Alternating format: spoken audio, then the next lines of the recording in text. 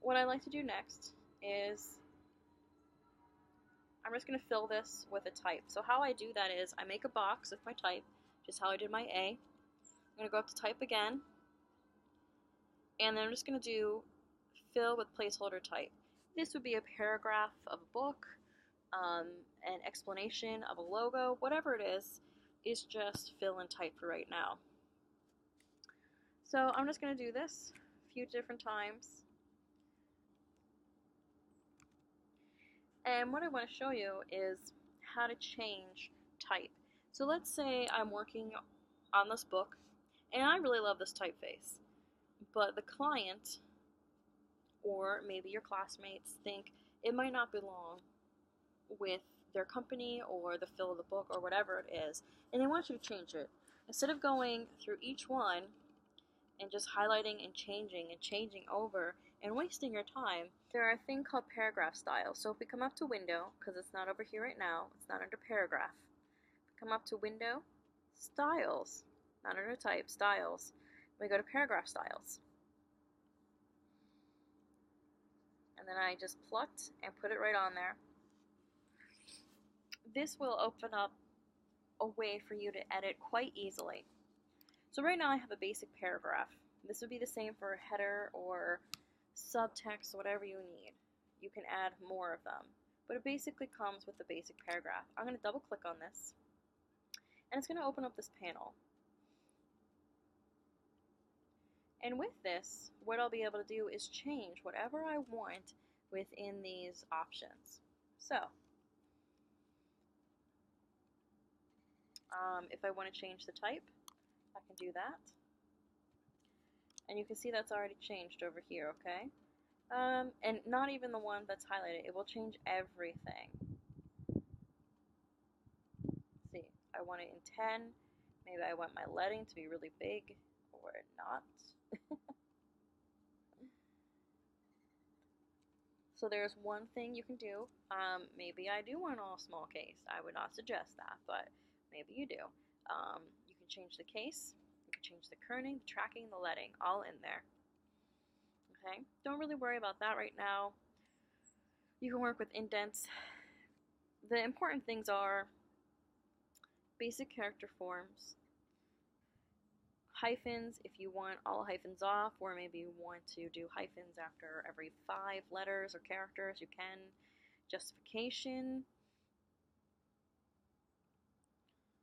bullets and numbering, so maybe you want your bullets to look different. You have that option. You don't need just the regular circle. You can change the color, so maybe I want it all in red. So these are all your options for you. For right now, what I would suggest that you work with is the basic character formats, maybe the bullets, maybe the hyphens, and possibly the colors. And I'm going to push OK. And again, every time you want to change it, all you have to do is double click and it will change it. Now let's say you want to show them a few options on the computer. All you have to do then is just click a new one, come up here, and do it again. And figure out what you want to do. So let's come up here. Let's do Baskerville this time. And let's change the color to green. And there we go. So I will highlight that. I will go here. And I can click on a little bit and change it. Or if I do Command A, I can change it there. I can also come here. I'm clicking and dragging over all of them. Just quickly here. And going here. And you can see it changed as easily as that.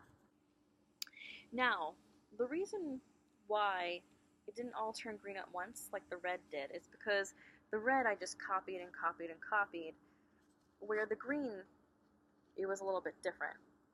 Let me show you what I mean here. So these are all separate boxes. There's no real linking to them, okay? But let me show you how to link them. So I have a type box here. I'm going to come up, do my placeholder. This is also called ipsum lipsum. Now let's say this is a bit too long. I have maybe a Word doc with 50 pages and I have to copy and paste them all into here. Clients will normally do that for you. So they'll give you a Word doc and you have to copy and paste and put it in here and pay attention to it. Now if you see this little red box here, this is indicating to you that there's more type. Don't forget about me. So if I come here, click on this, it's loading. So if you see that little scribble scrabble down there, that just means it's loaded. And I click and drag, and there's the rest of that. So if I'm on this and I come here, so if I click on here, just like a line, like double clicking, and then do Command A, and I come up here, it's changed back again.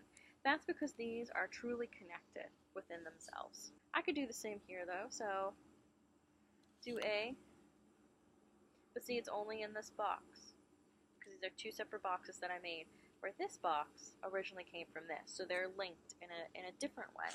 I know it can seem somewhat confusing, but if you keep working from the same copy, you can easily change that. If not, all you have to do, which is still quicker than highlighting everything, is just highlight a small section, do Command A, that means Control A, and then just change your paragraph styles.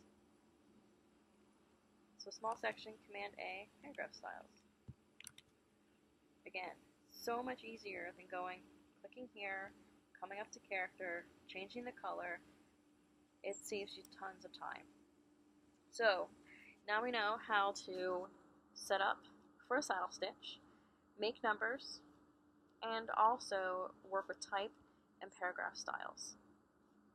Again, very basic, but still I want you to get that idea. And figuring out how to save time for yourself. Remember, the more time you save, the more